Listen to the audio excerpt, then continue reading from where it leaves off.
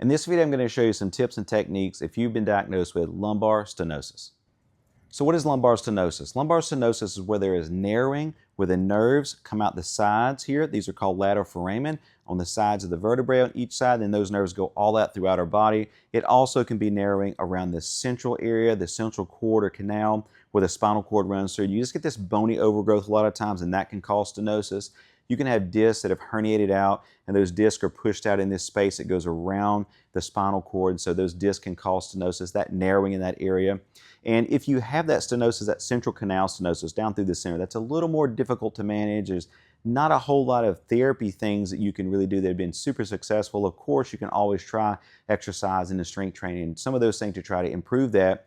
But in my experience, it does better if you predominantly have that stenosis on the sides here. There are some things that we can do to try to improve that area as far as your pain and your mobility.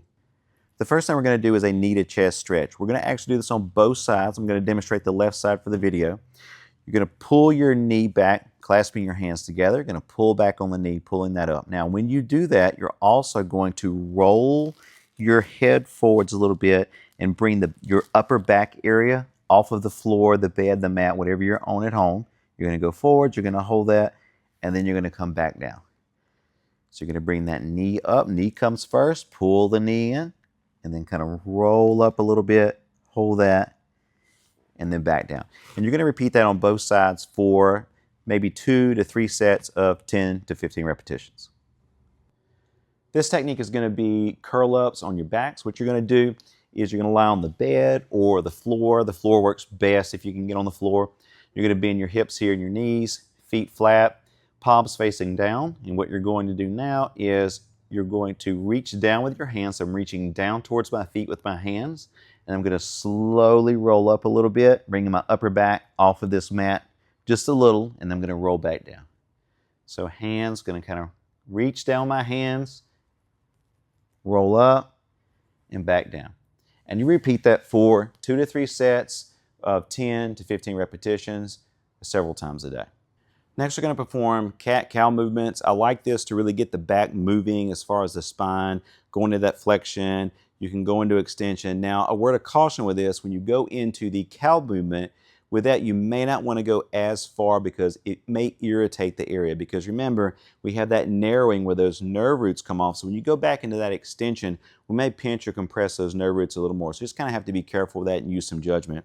So what you're going to do with this is you're going to round your back, and that's going to be the cat position. Around your back, really arching over. That typically feels pretty good for someone with stenosis where that compression is going on, those nerves where they come out.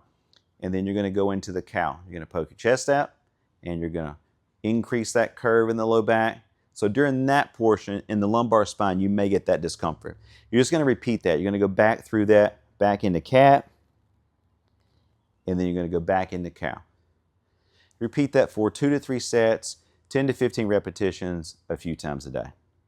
This exercise is going to be a static bridge. We're going to go in the bridge position and then try to hold that for 3 to 5 seconds. Now initially you may only be able to do 1 set of this, maybe 2 sets for about 10 repetitions. You're going to work up to about 3 sets of 10 to 15 repetitions as your pain and your progress allows. And so we're just going to show that initially just holding it for about 3 seconds. So you're going to go on your back, you're going to bend, flex at the hips, flex at the knees, hands palm side down. I like them palm side down, it doesn't really matter. And then what you're going to do is you're going to push up into that bridge position. You're going to hold that. Keep everything held about 3 seconds, and then you're going to come back down. And you're going to go back up, hold it about 3 seconds, and then you're going to come back down. Initially, like I said, when you do that, if you get a reproduction of your pain symptoms, maybe you don't go up as high in the bridge. You can kind of do a partial bridge. That's fine to start with, and then work up to the full bridge, and then work up to holding that for a longer period of time. Really focus on the control with that movement more than repetition, amount or anything. We're working on the control and the stability when you perform that.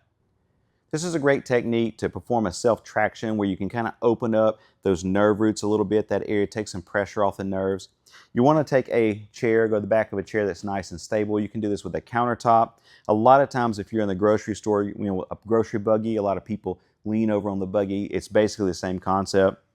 What you're going to do here is lean over, and as I lean over, I'm keeping my feet flat on the floor.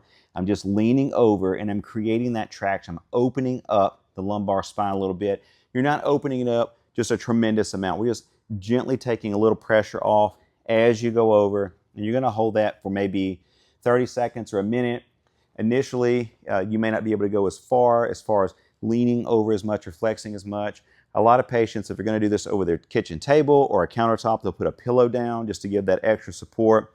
Lean over. If you can't lean over, if that's too much, you can just take your hands, feet flat on the floor. The important part with this is keep your feet flat on the floor. Don't go up on your tiptoes when you do this. What I'm doing now is I'm pushing down. I'm just pushing down into the chair, focusing on keeping my feet flat on the floor, and I'm creating that little bit of traction, that pull in my low back. And again, I'm going to try to hold that for 30 seconds to a minute if I can. If you have a lot of shoulder issues, arthritis in the shoulders and all, you may not be able to do that, especially for as long.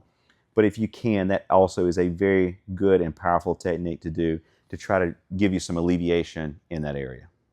This movement I call ball hugs. What you're going to do is take an exercise ball. You're going to put it here in your lap, pull your arms around, and you're working on basically leaning over. You're going to kind of roll over the ball. And as you roll over the ball, you're going to feel that pressure relief in the lumbar spine. So I'm just rolling over as far as I can. I'm going to work on holding that maybe for 30 to 60 seconds and repeat that several times a day. Thank you so much for watching. I hope this video helps with your pain and mobility with lumbar stenosis.